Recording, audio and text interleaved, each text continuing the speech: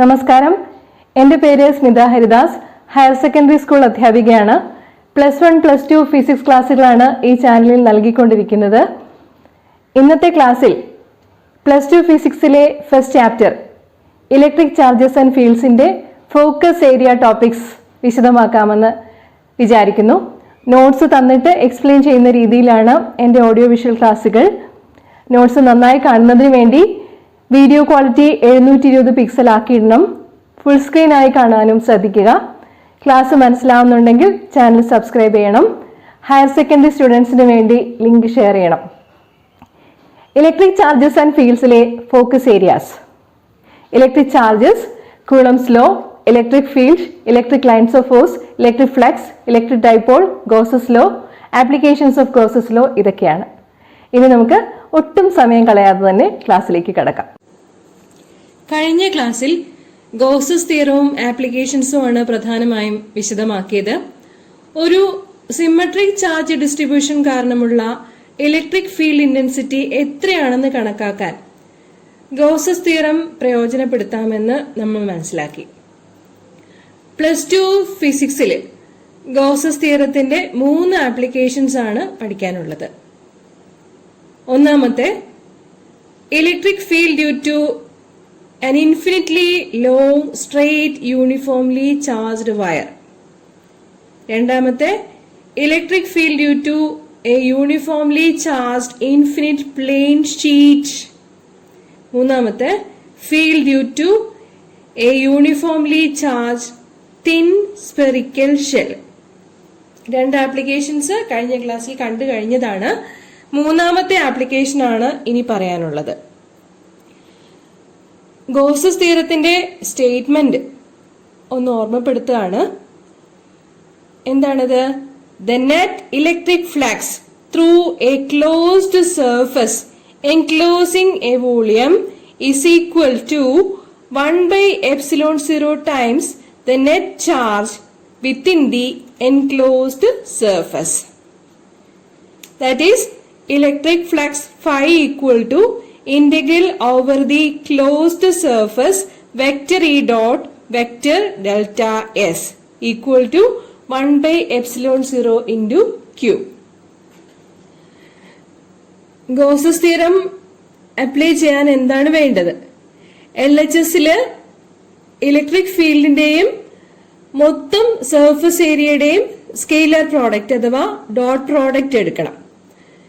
ഇത് സ്റ്റേറ്റ്മെന്റ് ആയിട്ട് പറയുകയാണെങ്കിൽ integral over the closed surface vector E dot vector delta S equal to 1/ε0 into Q. അതിന്റെ LHS ആണ് പറഞ്ഞത്.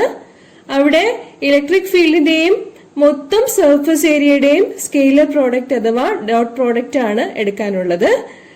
RHSല് അതായത് 1/ε0 Q എന്ന് പറയുന്നതില് ടോട്ടൽ എൻക്ലോസ്ഡ് ചാർജിന്റെയും 1/ε0യുടെയും പ്രോഡക്റ്റ് എടുക്കും.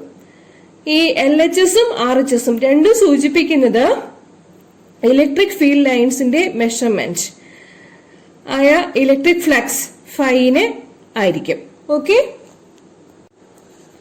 നമുക്ക് ചാർജ് സ്പെറിക്കൽ ഷെൽ കാരണമുള്ള ഇലക്ട്രിക് ഫീൽഡ് ഇന്റൻസിറ്റി ആണ് കണ്ടുപിടിക്കാനുള്ളത്. സ്പെറിക്കൽ ഷെൽ എന്നാൽ എളുപ്പത്തിൽ മനസ്സിലാക്കാനായിട്ട് അകം പൊള്ളയായ ഒരു ബോൾ എന്ന് വിചാരിച്ചാൽ മതി. ആ ബോളിന്റെ സർഫസിൽ ചിത്രത്തിൽ കാണിച്ചിരിക്കുന്നത് പോലെ പോസിറ്റീവ് ചാർജസ് യൂണിഫോം ആയിട്ട് ഡിസ്ട്രിബ്യൂട്ട് ചെയ്യപ്പെട്ടിരിക്കുകയാണ്. ഓക്കെ, ബോളിന്റെ റേഡിയസ് R ആണെങ്കിൽ സർഫസ് ഏരിയ 4πR² ആയിരിക്കുമെന്ന് നമുക്കറിയാലോ. യൂണിഫോം ചാർജ് ഡിസ്ട്രിബ്യൂഷൻ ആണ്. അപ്പോ സർഫസ് ചാർജ് ഡെൻസിറ്റി ഡിഫൈൻ ചെയ്യണം. Surface charge density sigma. Let sigma be the surface charge density of our thin spherical shell. Surface charge density എന്ന് പറഞ്ഞാല് charge by ഏരിയയാണ്. So sigma equal to sigma by 4πR². അങ്ങനെ വരുമ്പോൾ Q equal to 4πR² into sigma. Okay, ഈ spherical ഷെല്ലിന്റെ സെന്ററിൽ നിന്നും small R അകലത്തിൽ പി എന്ന പോയിന്റിലെ ഇലക്ട്രിക് ഫീൽഡ് ഇന്റൻസിറ്റി ആണ് നമുക്ക് കണ്ടെത്താനുള്ളത്. ഓക്കെ, പി എന്ന പോയിന്റ് ഉൾക്കൊള്ളുന്ന ഒരു ഗോഷ്യൻ സർഫസ് ഇമാജിൻ ചെയ്യുകയാണ് ആദ്യം വേണ്ടത്. അതെന്തായിരിക്കും? സ്മോൾ ആർ റേഡിയസ് ഉള്ള ഒരു സ്ഫിയർ ആയേ പറ്റുള്ളൂ. കാരണം നമുക്ക് തിൻ സ്പെറിക്കൽ ഷെല്ലല്ലേ ഉള്ളത്. ഇവിടെ ഇലക്ട്രിക് ഫീൽഡും പി എന്ന പോയിന്റിലെ ഏരിയ വെക്ടറും ഒരേ ഡിറക്ഷനിലാണ്, റേഡിയലി ഔട്ട്വേർഡ്സ് ആയിട്ടാണ് എല്ലായിടത്തും കാണുന്നത്. അങ്ങനെ വരുമ്പോ angle between vector E and vector delta S ഒരേ ഡിറക്ഷനിലായതുകൊണ്ട് angle between vector E and vector delta S equal to 0. Therefore, integral vector E dot vector delta S is equal to E into integral delta S. Okay. Which is equal to E into 4 pi small r square. Now, let us apply Gauss's law. E into 4 pi small r square equal to 1 by epsilon 0 into Q. നമ്മൾ ക്യൂവിന്റെ value already കണ്ടിട്ടുണ്ട്. Q equal to sigma into 4 pi capital R square.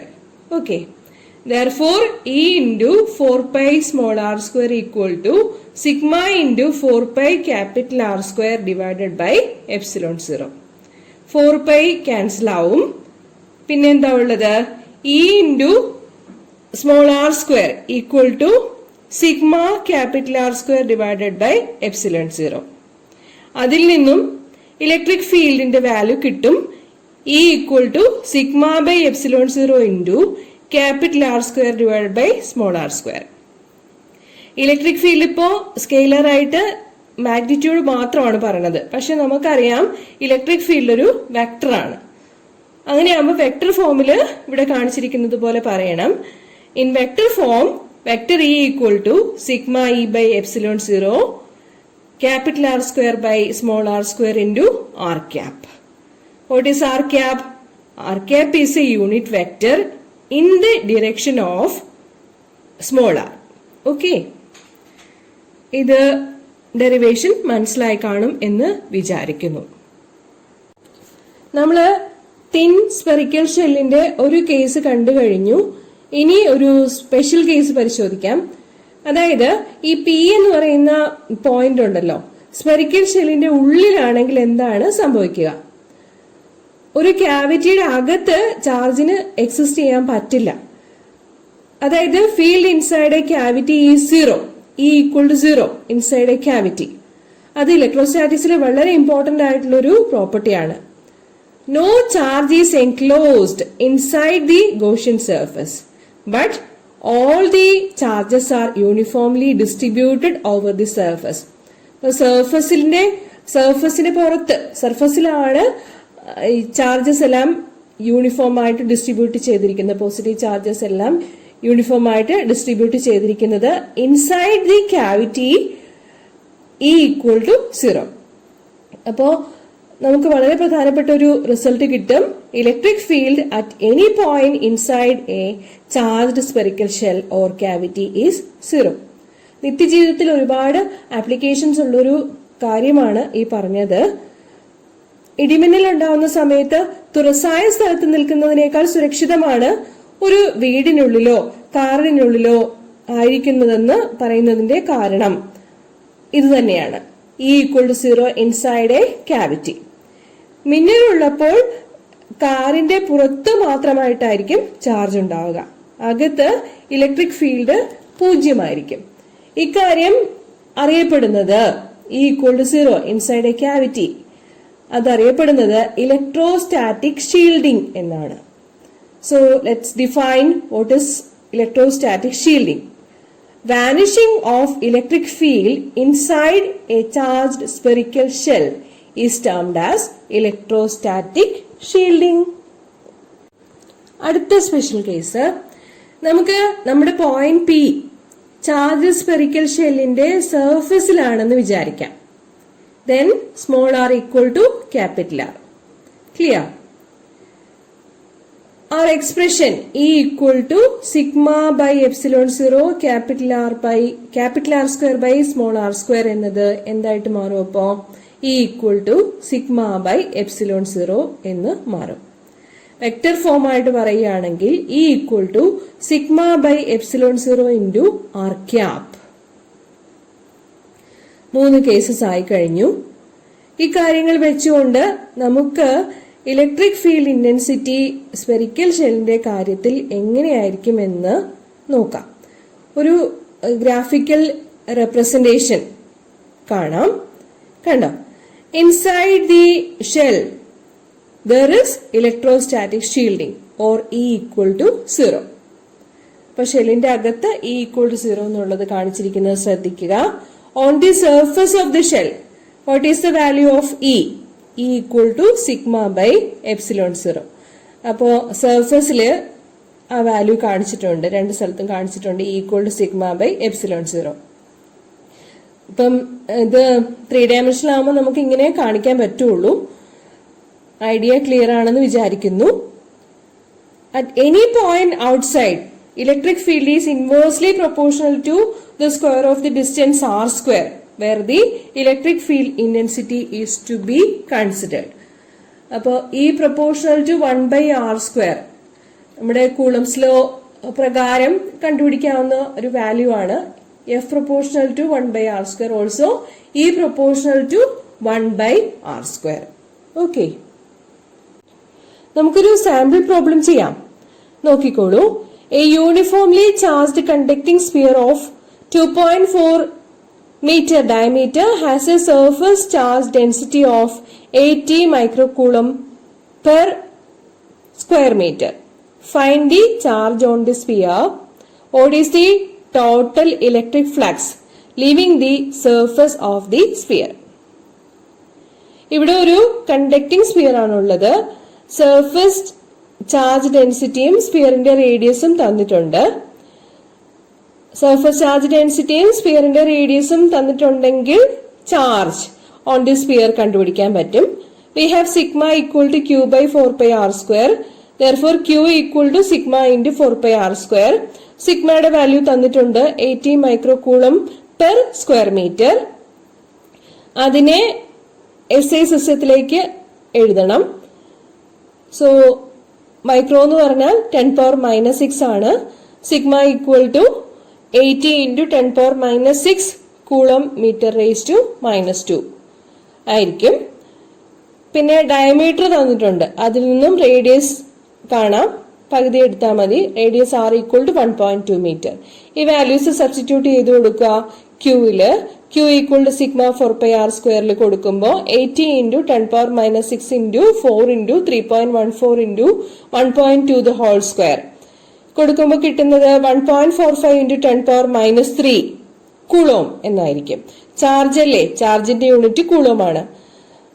ഈ 10⁻⁻3 coulomb എന്ന് പറഞ്ഞു കഴിഞ്ഞാൽ ഒരു മില്ലി കൂളമാണ്.